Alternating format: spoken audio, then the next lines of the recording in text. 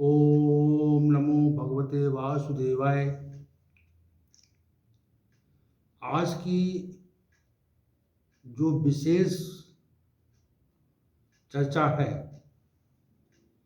वह वर्तमान में विशेष रूप से चर्चित हुए बागेश्वर धाम के संत श्री धीरेन्द्र शास्त्री के संदर्भ में है। और वर्तमान समय में वे न्यूज़ चैनल्स पर और सोशल मीडिया पर बहुत प्रख्यात हो चुके हैं और अपने चमत्कारों को लेकर बहुत चर्चा में हैं। वास्तविक रूप से वो दूसरे की मन की बात जान जाते हैं और दूसरा क्या समस्या लेकर आया है ये भी उनको कतिपय साधनों से ज्ञात हो जाता है। तो इसी कारण जनमानस उनके प्रति पूजनीय भाव रखता है और वे देश विदेश में चर्चा का विषय बने हुए हैं। वैदिक सनातन धर्म में और उनके शास्त्रों में अनेक प्रकार की सिद्धियों का वर्णन है, जैसे शरीर को छोटा कर लेना, बड़ा कर लेना, विलुप्त हो जाना, एक स्थान पर रह करके रहते हुए दूसरे स्थान पहुंच जाना या पर काया प्रवेश कर लेना, अपनी सामर्थ्य से अधिक शक्ति प्राप्त कर लेना, जल में डुबकी लगा करके एक स्थान से दूसरे स्थान पहुंच जाना, पानी पर चलना, हवा में उड़ना आदि आदि तमाम प्रकार की सिद्धियों का वर्णन हमारे शास्त्रों में है। महर्षि पतंजलि के ग्रंथ योग दर्शन में भी कुछ सिद्धियों का वर्णन आया है और श्रीमद् भागवत में भी अणमादि सिद्धियों का वर्णन है। तो कोई सिद्धि किसी व्यक्ति को प्राप्त हो जाती है तो वो सिद्धि मिलने पर वो व्यक्ति उसको दूसरों के हित के लिए उपयोग करता है। तो इसमें कोई ऐसा प्रश्न नहीं है जो उठाया जाए। हमारे पास जो सामर्थ्य है, शक्ति है, चाहे वो आध्यात्मिक शक्ति हो और चाहे वो सांसारिक शक्ति हो, तो उसका उपयोग यदि दूसरों के हित कल्याण के लिए किया जाए तो इससे उत्कृष्ट बात क्या हो सकती है। लोग अनेक प्रकार के प्रश्न उठाते हैं कि भाई अमुक सिद्धि जो है वो छद्म है और वे जादूगरों की तरह से इसको प्रदर्शित करते हैं। लेकिन हमें जो भी सामर्थ्य प्राप्त है उसका जो उपयोग है वो उसका उद्देश्य क्या है, स्व के लिए है या पर के लिए है, स्वयं के लिए है अथवा समाज के कल्याण के लिए है, लोगों की भलाई के लिए है। तो अगर स्व के लिए कोई सिद्धि प्राप्त करे और उसका उपयोग अपनी स्वार्थपरक भावना के लिए करे तो सिद्धि का कोई विशेष महत्व नहीं बचता। और यदि कोई सिद्धि प्राप्त हो जाए और उसका उपयोग लोगों के हित के लिए किया जाए तो फिर इससे अच्छी बात नहीं हो सकती।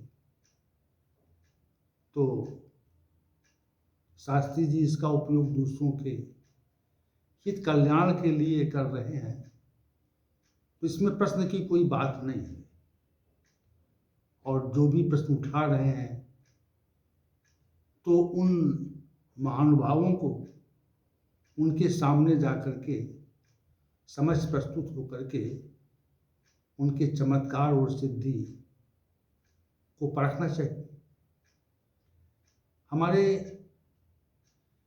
मन में एक बात आई जो हमने कहीं अध्ययन की थी, संभवतः वो गीता प्रेस के किसी पुस्तक में हमने पढ़ा था, तो या किसी ने हमको पर्याप्त समय पूर्व बताया था। ऐसे एक व्यक्ति को इस प्रकार की सिद्धि प्राप्त हो गई कि दूसरों के मन की बात जान लेता था वो, और दूसरों के बारे में, उसके परिवारीजनों के बारे में, समस्याओं के बारे में उसे ज्ञात हो जाता था। तो जब उसने अपना प्रदर्शन आरंभ किया तो वहाँ पर एक बहुत बड़ी संख्या में श्रद्धालुजन इकट्ठा होने लगे, और श्रद्धालुओं ने जब ये देखा कि स्वामी जी को तो हमारी समस्या के संदर्भ में पूर्वाभास हो जाता है, वो बता देते हैं, नाम जान जाते हैं, परिवार के बारे में जान जाते हैं, तो फिर इतने लोग एकत्र होने लगे कि उनका सोना उठना कठिन हो गया। तो वो बड़े दुखी हुए कि मैंने ये सिद्धि प्राप्त कर ली, और अब सिद्धि प्राप्त होने पर इतने लोग आते हैं कि मुझको साधना का अवसर नहीं मिलता। तो अपने गुरु के पास गए, उन्होंने कहा कि हमको ये सिद्धि प्राप्त हो गई है, अब मैं इस सिद्धि को समाप्त करना चाहता हूँ। तो गुरु ने कहा क्यों? कहले हमको तो साधना का अवसर ही नहीं मिलता, हम लोगों के मध्य घिरे रहते, लोगों के मध्य घिर करके अपने साधना के समय को हम विनिष्ट कर रहे हैं। भगवान के प्रति हमारा जो लगाव है वह हम उसके लिए समय निकल नहीं पा रहा है। अब ये चाहते हैं कि सिद्धि समाप्त हो जाए हमारी। तो गुरु ने कहा हाँ, आपका मार्ग अब सही प्रतीत हो रहा है हमको। तो उसने कहा ये काम करो कि कोई दूसरा व्यक्ति है, उससे आप प्रतिदिन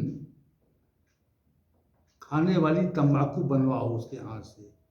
आप जानते होंगे कि जो लोग तंबाकू खाते हैं तो चूना मिलाते हैं उसमें, और फिर उसको हथेली पर रगड़ते हैं, और रगड़ने के बाद में जो आसपास बैठे होते हैं तंबाकू सेवन करने वाले, उनको बांटते हैं। उसने कहा किसी दूसरे के हाथ से आप 1 सप्ताह तक इस प्रकार तंबाकू का सेवन करो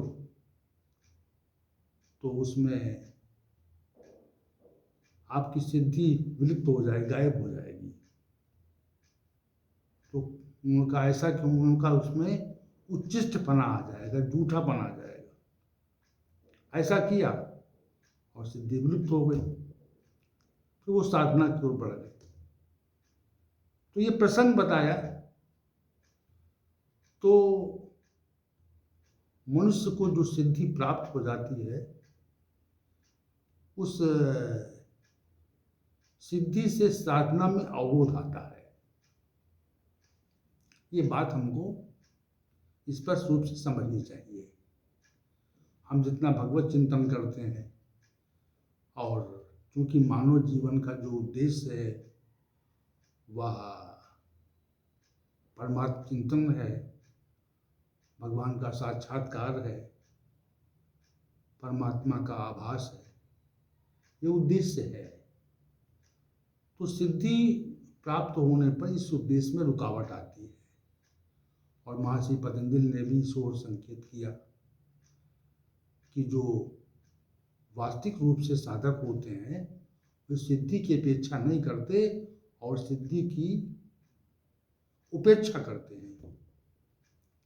तो सिद्धि की अपेक्षा न करना, सिद्धि की उपेक्षा करना, ये उत्कृष्ट साधक का लक्षण है। प्रत्येक व्यक्ति जो संयमित रूप से भगवान का चिंतन करता है और शास्त्रों का अवलंबन करता है, तो भगवान उसे कुछ न कुछ सिद्धि अवश्य दे देते हैं। उसके पास कुछ सिद्धि आ जाती है, स्वतः आती है। और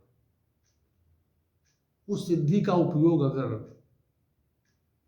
दूसरों के हितार्थ किया जाए, जैसे हमको अनुभव ये हुआ कि हम भी विगत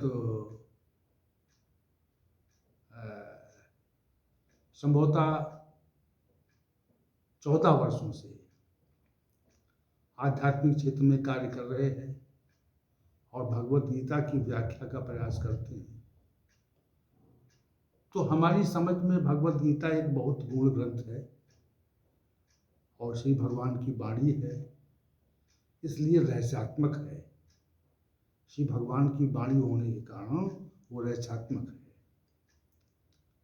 परंतु मैं ये देखता हूँ कि भगवत गीता के जिस श्लोक की मैं व्याख्या करना चाहता हूँ, तो वो व्याख्या सहज भाव से हो जाती है। ये भगवान की कृपा है, उनका प्रसाद है।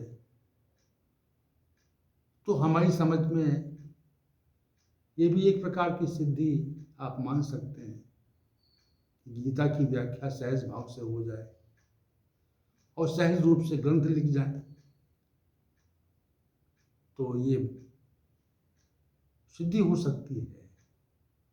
ये कहना उचित नहीं होगा कि मुझे कोई सिद्धि है, लेकिन श्री भगवान की वाणी की व्याख्या हो रही है तो वही कृपा करते हैं। चूंकि श्री भगवान ने श्रीमद् भागवत में कहा कि मेरे पास सभी सिद्धियां रहती हैं और उन सिद्धियों का जो अंश है वो मैं अपने भक्तों को भी दे देता हूँ। भक्तों के पास भी रहती है। श्रीमद् भागवत का ये प्रकरण है। श्री भगवान ने कहा कि मेरे पास समस्त सिद्धियां हैं। जैसे संकट मोचन हनुमान के पास भी सिद्धियां थी और वो दाता भी थे। हस्ति नवनिधि के दाता। हमको सिद्धि कहीं से मिली तो दे सकते हैं। और चूंकि धीरेन्द्र शास्त्री तो संकट मोचक हनुमान के ही उपासक है, तो उपासक को उसका इष्ट सिद्धि दे देता है। तो ये कोई बहुत विशद बात नहीं है कि सिद्धि उनके पास नहीं है। ये बात तो सबको माननी चाहिए और मान करके उनका अभिनंदन करना चाहिए, क्योंकि वह एक तो वैदिक सनातन धर्म की ध्वजा को ऊंचा करने का कार्य कर रहे हैं और दूसरा वह लोगों के हितार्थ कार्य कर रहे हैं। अब चूंकि बाल चपलता है, देखिए गंभीरता तो मनुष्य में तभी आती है जब वो परिपक्व हो जाता है, और बाल्यावस्था और युवावस्था में चपलता रहती है, चंचलता रहती है। ये स्वाभाविक गुण है। जब तक मनुष्य परिपक्व नहीं होता है तब तक उसके अंदर चपलता रहती है, चंचलता रहती है। रजोगुण चूंकि प्रवृत्ति परक है, रजोगुण की प्रधानता से चंचलता और चपलता रहती है, तो वो उनके अंदर है। सत्व प्रबल हो जाएगा, रस दबेगा तो शांत भाव आ जाएगा। शांत भाव तब तक प्रकट नहीं होता जब तक कि वह रज से आवृत होता है, रज से जब वो विमुक्त होता है तो शांत हो जाता है। ऐसा सत्व गुण का अभिप्राय है, शुद्ध सत्व में शांति आती है। शांत भाव से आप बात करेंगे, जो बात करेंगे सारगर्भित करेंगे, अनावश्यक दंडाभास नहीं करेंगे। तो शांति जब तक नहीं आती है, जब तक रजगुण की प्रवृत्ति रहती है। तो युवावस्था में, बाल्यावस्था में रजगुण की प्रवृत्ति अधिक होती, क्योंकि मनुष्य जो है वो स्वाभाविक रूप से रजोगुणी है। सुख में सुख का आभास करना और दुख में दुख का आभास करना, ये रजोगुण का लक्षण है। और चपलता और चंचलता भी रजोगुण का लक्षण है। वो विशेष रूप से बाल्यावस्था में, युवावस्था में प्रकट होता है। तो गंभीरता तभी आ सकेगी जब उनकी रजोगुण से निवृत्ति होगी, शांत भाव आ जाएगा।